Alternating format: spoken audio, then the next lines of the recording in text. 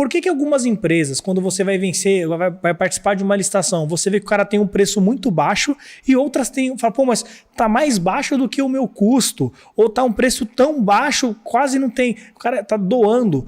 Provavelmente ele tem um estoque. Provavelmente, é uma opção, não é a única opção, mas provavelmente ele comprou esse produto há um tempo atrás, onde ele sabia que a tendência daquele produto era valorizada daqui uns 2, 3, 4 meses, e hoje ele vende a um preço que para você é impossível, mas para ele é totalmente viável, porque ele comprou mais barato. Isso é muito fácil de você ver isso na prática, principalmente em virada de ano. Todo mundo que trabalha com o seu produto já há um tempinho, sabe que quando vira o ano é período de reajuste.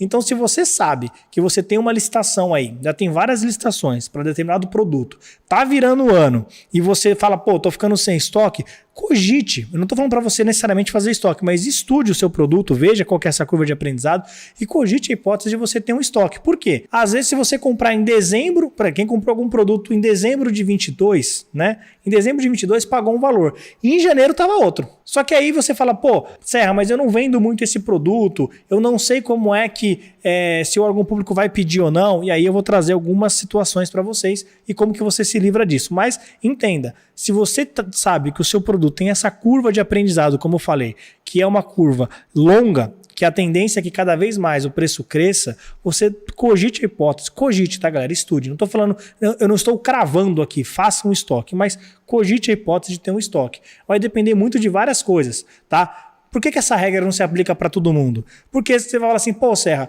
o tomate, o alface sobe toda semana, eu vou fazer um estoque? Não vale a pena, porque o alface estraga em uma semana, né? Então, não vou estocar alface aqui porque vai estragar. Então, para essa situação, tem outras estratégias, mas para alguns produtos, essa estratégia é muito válida, tá? Então, curva de aprendizado, galera, é muito interessante. Conhecer o seu produto. Quando eu falo conhecer o seu produto, o que é? É você entender que o seu produto, qual que é o ticket médio que geralmente se pede. Não é quanto que ele vale, é quanto se pede. Por exemplo, caneta. Tá na minha mão aqui uma caneta. Eu entendo que uma caneta dessa aqui vai valer algo em torno de, sei lá, R$3. Um exemplo, tô chutando, tá, galera? Só que eu sei que dificilmente um órgão público vai pedir uma caneta. Então, eu trabalho já com um ticket médio de uma caixa com 50, por exemplo, que é como se geralmente se licita. Apesar de você encontrar licitações onde a unidade de medida é unidade, uma caneta, o lance é por de uma em uma, mas eu sei que neste produto, apesar de estar sendo licitado de uma em uma, o ticket médio dele não é de uma. Dificilmente o órgão público compra uma caneta. Né? Pode acontecer, não vou falar que é impossível, mas é muito raro. Então, entenda também o ticket médio do seu produto. E volto a dizer, não confunda ticket médio com o valor de uma unidade. Nem tudo se compra de uma em uma. Tem produtos que realmente você vai... eu vendo carro. Dificilmente, talvez, o cara vai comprar mais de um carro. Se você trabalha no mercado privado, por exemplo. Né? Todo mundo que entra na loja compra um carro. É difícil chegar alguém lá e comprar dois. Na média, não. Eu tenho uma padaria. Né? Qual que é o ticket médio do cliente que entra na sua padaria? Geralmente ele compra o quê? Na média a galera leva uns 4 pães.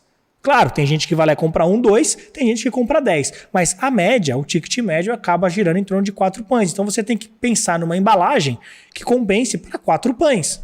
Não adianta você fazer uma embalagem unitária, porque todo mundo pede 4, você tem que colocar 4 pães dentro de uma embalagem. Ou não adianta você fazer uma embalagem para 20 se todo mundo pede 4. Então você vai lá e tem que ter isso aí bem estruturado, galera. Eu estou dando exemplos para você visualizar isso no seu produto, no seu segmento. Mas você conhecer o seu produto até em questões de documentação.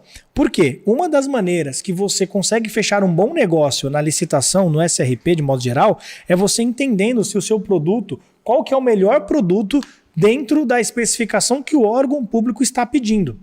Tem produtos que você às vezes até encontra mais barato, mas não é aquele que o órgão público precisa, ou não é aquele que ele está pedindo. Eu vou te dar um exemplo.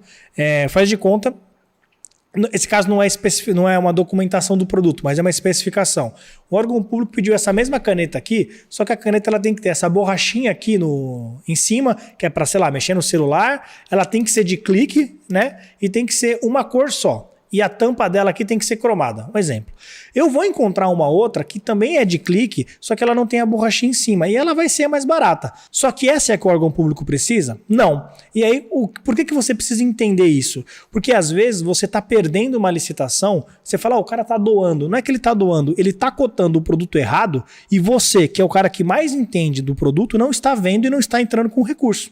O órgão público, galera, eu já falei isso várias vezes e eu não tenho nada contra os órgãos públicos, já fui servidor, mas é uma realidade. A maioria dos servidores não entende tão bem do produto que ele está licitando quanto você. A maioria não entende, tá?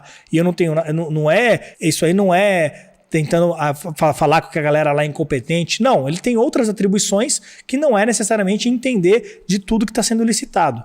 Tá? Ele entende, muitas das vezes o pregoeiro ele vai entender de licitação. Agora, o produto especificamente que está sendo licitado, a pessoa que mais entende naquela licitação não é o pregoeiro, não é o órgão público, é você que está participando. Acredite em mim. Você imagina que numa prefeitura, eu vou falar prefeitura porque toda a cidade tem, então fica mais fácil você visualizar isso na sua cidade. Imagina, eu não sei se sua prefeitura na sua cidade é grande ou se ela é pequena, mas lá ele tem que licitar, por exemplo, ar-condicionado. Quem que é o técnico de ar-condicionado naquela prefeitura? Quem passou em um concurso público para entender de ar-condicionado? Ninguém. Não tem ninguém lá. Pode ser que coincidentemente, tem um cara lá que ele entende um pouquinho, mas ele não passou num concurso por ter esse conhecimento. Ele, por acaso, sabe.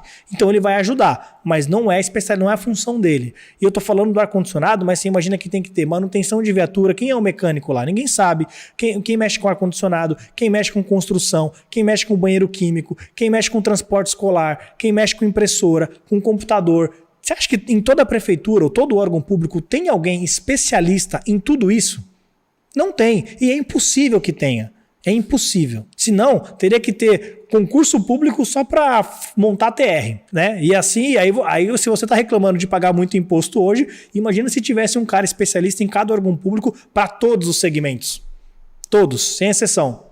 O cara precisa cortar grama, tem que ter um cara que entende de grama. Você precisa pintar, tem que ter um cara que entende de pintura. Você precisa fazer uma obra, tem que ter um engenheiro. Você vai precisar, sei lá, fazer a manutenção dos veículos, tem que ter um mecânico. Você vai precisar instalar um ar-condicionado, tem que ter um técnico.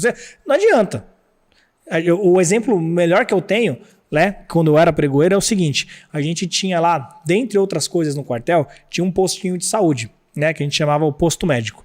E lá, dentre todas as funções que tinha também um dentista. E aí, a cadeira que ele opera, sabe aquela cadeira de dentista que abaixa, não sei o quê? Ela quebrou. E o cara chegou pra gente e falou, olha, você precisa fazer a licitação para arrumar a cadeira. Aí eu cheguei no dentista e falei, cara, eu preciso que você me fale como que eu faço esse termo de referência. O que quebrou, o que tem que arrumar. Ele falou, Serra, eu só opero a cadeira, pô, eu não desenvolvo a cadeira, eu não tenho a menor ideia de como essa cadeira funciona.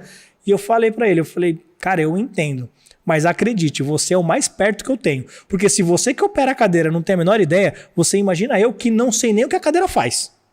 Como é que eu vou montar um TR para arrumar essa cadeira? Ele falou, eu te entendo, mas você me entende? Eu falei, te entendo, mas a gente está com um problema, que a gente precisa arrumar a cadeira, e agora? E aí a gente tentou fazer um TR.